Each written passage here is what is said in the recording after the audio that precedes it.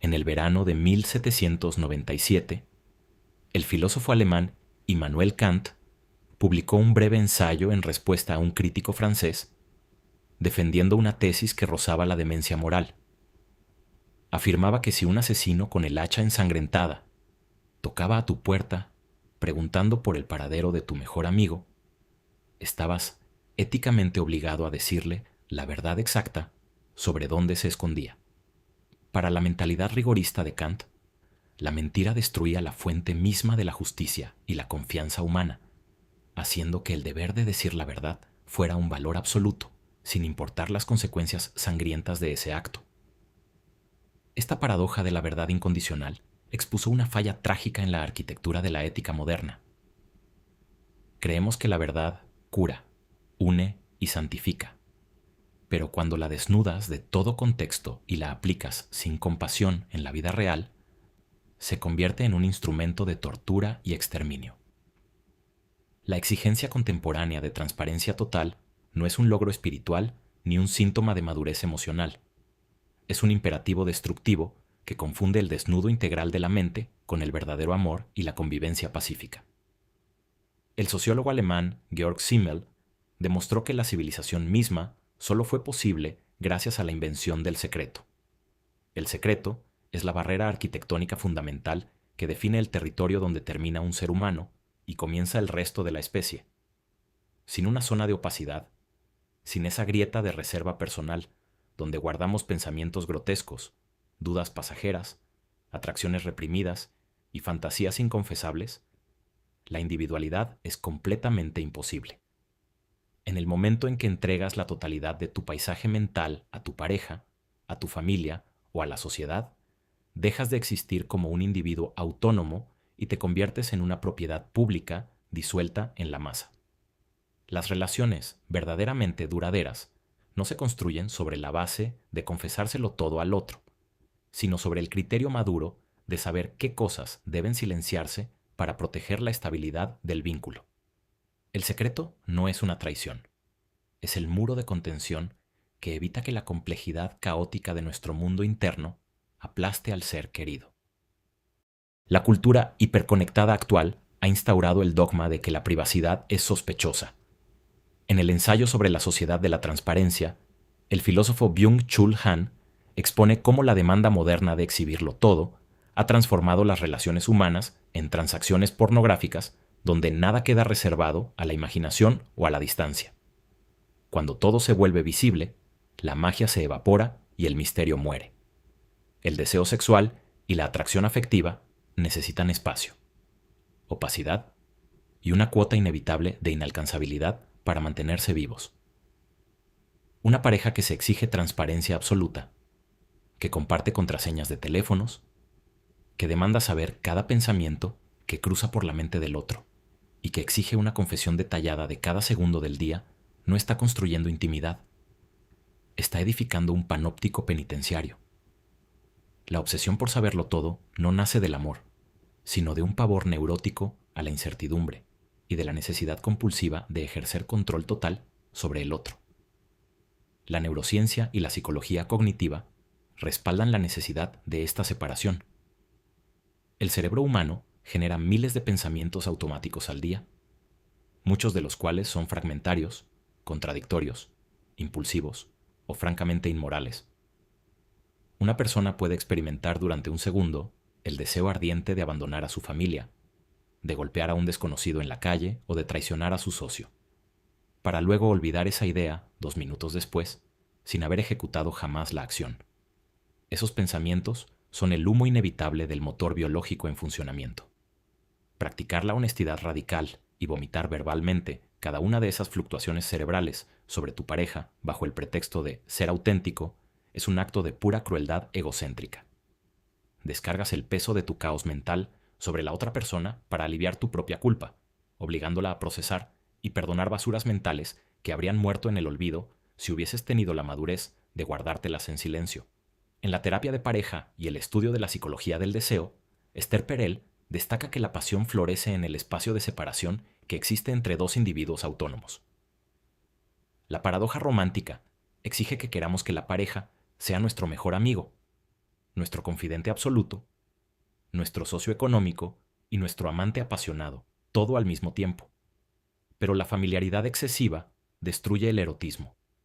Cuando una persona se vuelve totalmente predecible, cuando no guarda sorpresas, secretos, ni un mundo interior inaccesible, el otro deja de percibirla como un objeto de deseo y empieza a verla como un apéndice de sí mismo.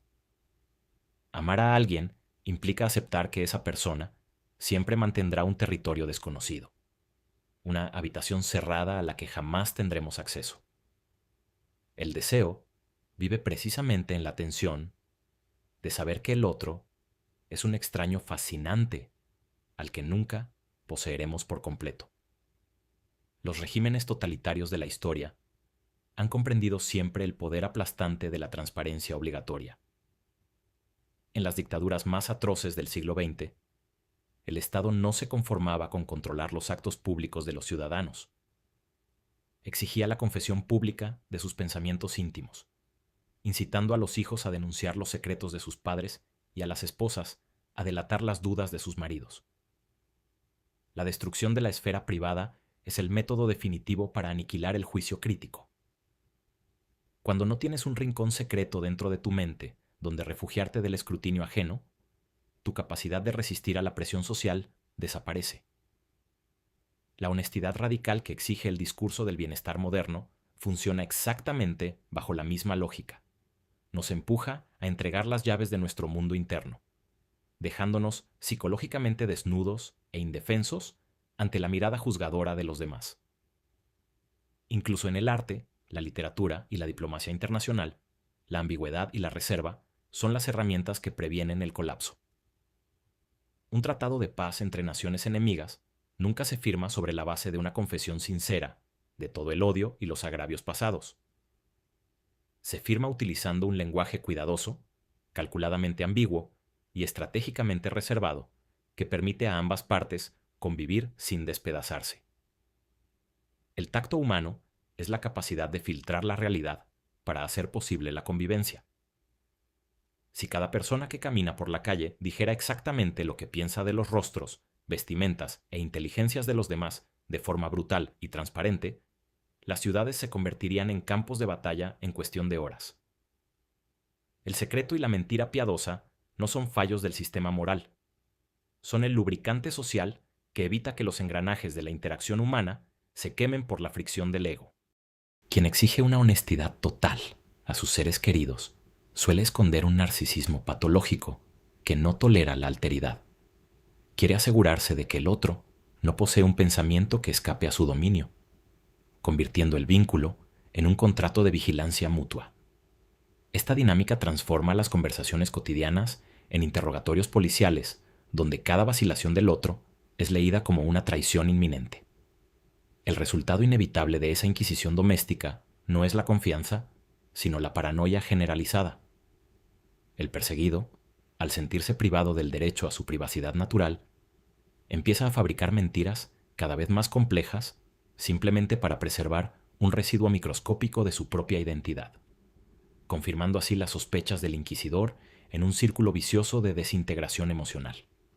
La capacidad de sostener un secreto de forma madura y sin culpa es uno de los marcadores más importantes del desarrollo psicológico infantil. Durante los primeros años de vida, el niño cree que sus padres son omniscientes y pueden leer directamente lo que ocurre dentro de su mente.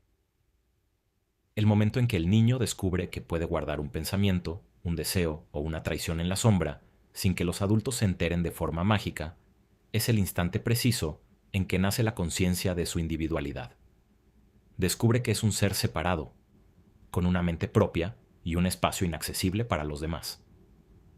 Quien pretende erradicar el secreto de la vida adulta está exigiendo una regresión a esa infancia biológica donde el individuo no tiene fronteras de contención frente a sus figuras de autoridad.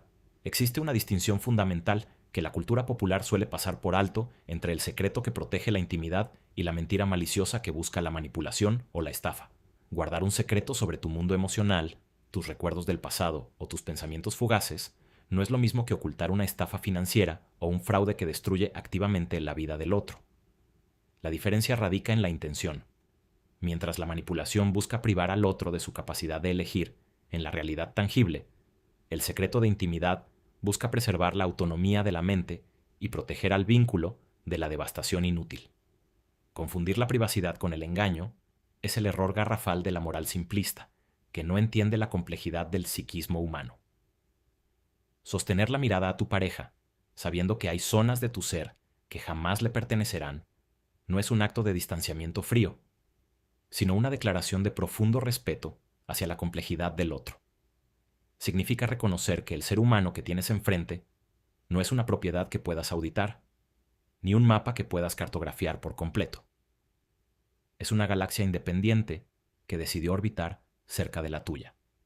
La verdadera madurez emocional consiste en resistir la tentación de abrir por la fuerza las puertas cerradas de la mente ajena y en defender con firmeza la cerradura de la propia. Cuando las sombras de la tarde caen y dos personas se sientan en silencio en la misma habitación, sin sentir la necesidad de explicarse cada pensamiento que cruza por sus cabezas, no hay distancia ni traición en ese mutismo. Hay el refugio de dos arquitecturas mentales intactas que han aprendido a convivir sin demoler los muros que las mantienen en pie. La luz absoluta no deja ver nada, solo encandila y quema.